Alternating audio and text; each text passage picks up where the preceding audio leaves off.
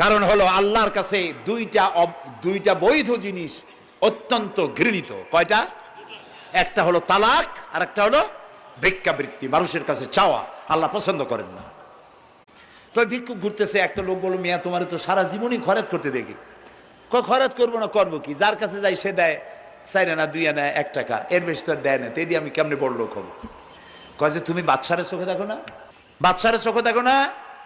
কয় বাদশার কাছে কি আমার মতো লোক যাইতে পারে নাকি? কল না, যাইতে হবে, যাও। বাদশা একবার যাবা, এমন দেওয়া দেবে জীবনে আর তোমার খরচ করা লাগবে না। পাতি শিয়ালের পিছনে ঘুরে তো লাভ নাই। পাতি শিয়ালে খায় মুরগি, তোমার একটা ঠ্যাং দেবে, দাঁতের খেলালের কাজও হবে না।